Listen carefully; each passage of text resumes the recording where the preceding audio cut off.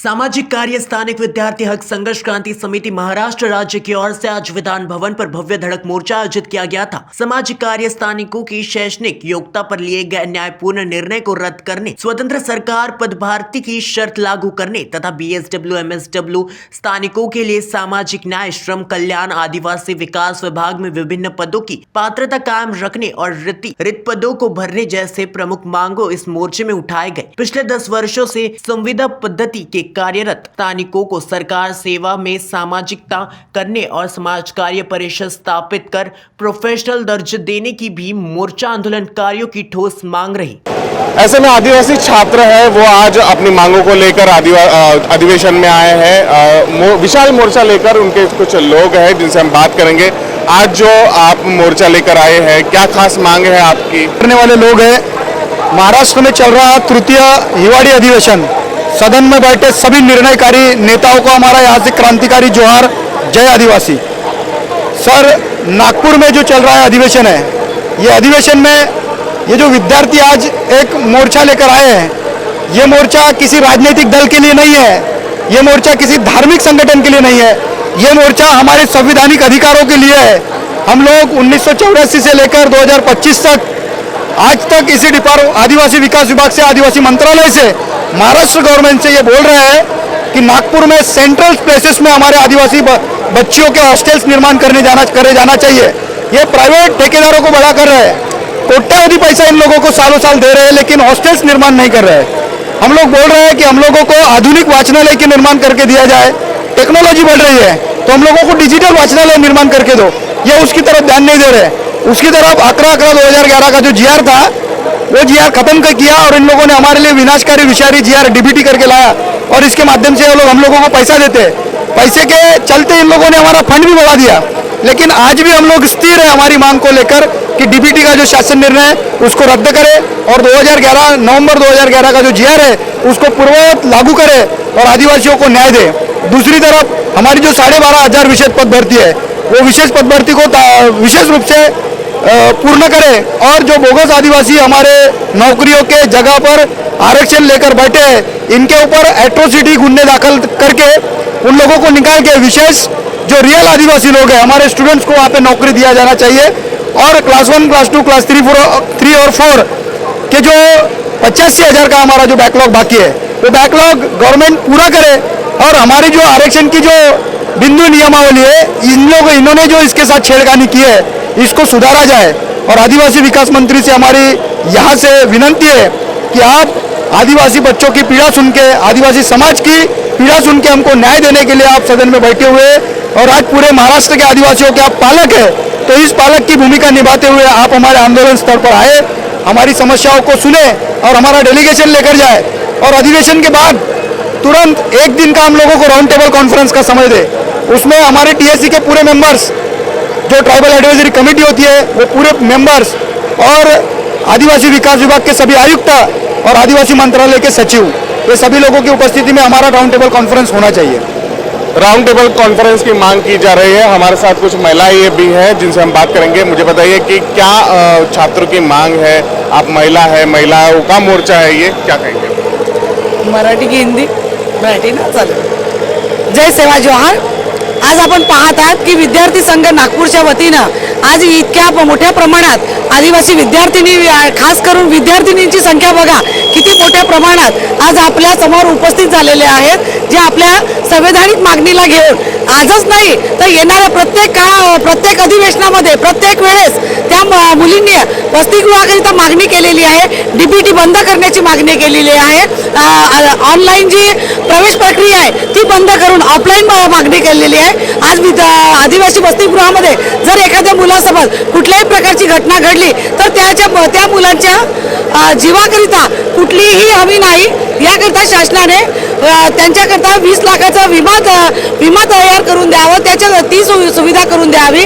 आज आपण पाहत आहात की मुली कशा प्रकारच्या व्यवस्थेमध्ये राहत आहेत। आज त्यांना कित्येक तरी समस्यांचा सामना करावा लागत आहे। वारंवार आपल्या आदिवासी विकास विभागाकडे आपल्या समस्यांना घेऊन कागदोपत्री त्यांनी आपली मागणी केलेली आहे, पण सरकार आणि आमची इथला आदिवासी विकास विभाग यांच्या मागणीकडे दुर्लक्ष करत आहे। कित्येकदा या मुलांनी आपल्या निवेदनामार्फत मागणी केली, पण कुठेही आज आदिवासी विकास विभाग हा आमच्या प्रति संवेदनशील दिसत नाही आहे. आणि आज आम्ही या भूमिकेत आलेले आहोत की इथे जर अधिवेशनामध्ये आमचे आदिवासी नेता खरोखरच भावनेने आणि विचारांनी जिवंत असेल तर आज आमच्या या लेकरांच्या समस्या करता त्यांनी इथं यावं आणि या मुलांना आश्वासनच नाही तर त्यांची ही मागणी पूर्ण करावी की आज हे त्यांच्यामुळे आज आमचे आदिवासी विद्यार्थी मुलं मुली रस्त्यावर उतरलेली आहेत आणि त्यांची ही मागणी रास्त आहे आणि यांच्या या रास्त मागणीला त्यांनी पूर्ण करण्याची हमी आणि आश्वासन त्यांनी या मुलांमध्ये येऊन त्यांनी सांगावं की आज आम्ही तुमच्या ज्या वसतिगृहाची मागणी करत आहात, ज्या तुमच्या विविध 18 मागण्या आहेत त्या मी पूर्ण करणारच अशी शाश्वती आज आमच्या आमदारांनी आणि आमच्या आदिवासी मंत्र्यांनी द्यावं एवढीच आजच्या या प्रसंगी आमची मागणी आहे. हमारे साथ कुछ छात्र भी जिनसे हम बात करेंगे. मला सांगा की काय तुम्ही स्वतः शिक्षण घेत आहे, या हॉस्टेल्समध्ये तुम्ही राहता, काय अडचण येते तुम्हाला, काय त्रास होते जेव्हा याच्यामध्ये येता, तुम्ही काय मागणी करता सरकारला? तर मी MSW सेकंड इयरची स्टुडंट आहे. मी या नागपूरमध्ये गेल्या 3 वर्षापासून राहत आहे. तर मी हिवरीनगर आदिवासी मुलींचे वसतिगृह इथे राहते. तर या विभागीय क्षेत्रात आदिवासी विभाग आहे, तरीही आज पण फक्त एक शासकीय इमारत आहे आणि जे काही इमारत आहे ते पूर्ण प्रायव्हेट आहे आणि त्या गोष्टीमुळे वेगवेगळ्या ठिकाणी त्यांना इमारत दिले जातात आणि 20-20, 25-25 किलोमीटर चालून किंवा प्रवास करून मुलींना कॉलेजला शाळेला यावं लागतं आणि जर मुलींना काही झालं तर शासन जिम्मेदारी घेईल का? आमची जिम्मेदारी घेईल का? आमच्या आईवडिलांना या गोष्टीचं खरंच म्हणजे जिम्मेदारी ते घेऊ शकतात का?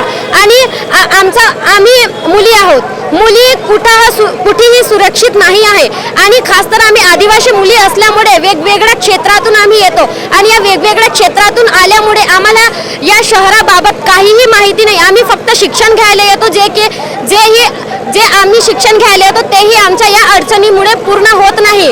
आम्हाला या दीनदयाल वेगवेगळ्या योजना लागू केल्यामुळे आमची शिक्षण कुठंतरी मागे पडत आहे आणि फक्त आमच्या विद्यार्थी मुलींवरच किंवा मुलांवरच का असा अत्याचार होत आहे. आदिवासी मंत्र्यांना इतकंच विनंती आहे की आदिवासी या नागपूरमध्ये आमच्या आदिवासी मुलींचे शासकीय इमारत उभे करावे, 500 क्षमताचा वसतिगृह उभे करावे आणि आमच्या विद्यार्थिनींना शिक्षणाच्या सवलती द्यावे. आता मग तुम्ही लोक जिथे राहत आहे, ज्या शासकीय राहण्याची व्यवस्था तुमची जिथे केली आहे हॉस्टेलवर, तिथे कशी व्यवस्था आहे? ती व्यवस्थित आहे का? तिथे कसं तुम्हाला वाटतंय? तिथे काही अडचणी येत आहे का? सर्वात महत्त्वाची तर आम्हाला डीबीटी देऊन त्यांनी जेवणापासून वंचित केलेले आहेत, जे की आम्हाला अगोदर GR नुसार जे काही जेवणाचं सोयी होते ते जेवणसारखं आम्हाला जेवण मिळत नाही, आमचं पोट भरत नाही. आणि राहिल्या गोष्ट महत्त्वाचे म्हणजे शिक्षणाचे. आम्हाला शिक्षणासाठी फक्त एका रूममध्ये आम्ही 8-8, 9-9 मुली, काही ठिकाणी बेड आहे, काही ठिकाणी बेड नाही. प्रायव्हेट बिल्डिंग असल्यामुळे आम्ही काही खाली झोपतो तर काही वर झोपतो, पण अजूनही लायब्ररी नाही, टेबल नाही, खुर्च्या नाही, अशा अनेक शैक्षणिक अडचणी आम्हाला हॉस्टेलमध्ये उद्भवत आहेत. तुमच्या या अडचणी ऐकायसाठी तुमच्या ज्या हॉस्टेल आहे तिथं कोणतेही आदिवासी अधिकारी वगैरे, आदिवासी विभागाचा अधिकारी येते, कधी पाहणी करते, कधी तुम्हाला विचारपूस होते का याविषयी? नाही, या गोष्टीविषयी अजून पण आमच्या हॉस्टेलला अधिकारी आलेले नाही. जरी आले तरी ते फक्त एक आश्वासन देऊन जातात, पण वेळेवर कोणतेही कार्य करत नाही. आम्ही आजपर्यंत या गोष्टीसाठी कितीतरी मागणी केलेले आहेत की आम्हाला शासकीय इमारत उभी करून द्या, तरीही आजपर्यंत झालेलं नाही. आणि हे आत्ताचीच गोष्ट नाही तर गेल्या काही वर्षापासून हे घडत आलेलं आहे. आपले आदिवासी मंत्री जे आहेत त्यांना जर काही सांगायचं असेल तुम्हाला तर काय सांगाल? मला फक्त इतकंच सांगायचं आहे की आम्ही आदिवासी मुली कधीच गप्प बसणार नाही. आणि एक गोष्ट, आदिवासी मुली असल्यामुळे आम्ही मागे वळू अशी गोष्ट कधीच नाही होणार. आणि आम्ही आमचा हक्क मागत आहोत, तुमच्याकडून भीक नाही मागत आहोत, आमचा अधिकार मागत आहोत, आमचा हक्क मागत आहोत आणि हे तुम्ही पूर्ण करायलाच पाहिजे. जर तुम्ही हे पूर्ण करू शकत नसाल तर आमचा इतकंच इच्छा आहे तुम्ही आपली आपली जागा सोडून द्यावी, कारण तुम्ही ज्या कामासाठी तिथे बसून आहात ते कार्य तुम्ही करायलाच पाहिजे. भारत विश्व गुरु बनने की चाह रखता है, मगर आप देख सकते हैं कि आदिवासी छात्र, हमारे छात्र जो है इस तरह ज़रूरती काम है, खाने की मांग हो या हॉस्टल, ये हॉस्टल पर मुहैया करा जाते हैं, मगर अभी तक हॉस्टल के छात्रों को ढंग से खाना तक नहीं मिल पा रहा है. आदिवासी मुलींचे शासकीय वसतिगृह झालेच पाहिजे. आदिवासी मुलींचे शासकीय वसतिगृह झालेच पाहिजे. आदिवासींची विशेष भरती झालीच पाहिजे. आदिवासींचा 85,000ला बॅकलॉग पूर्ण झालाच पाहिजे. आदिवासी हे আপনার হনক কামত লগাওক আজিয়ে কল করক 1-800-313-1212 লো.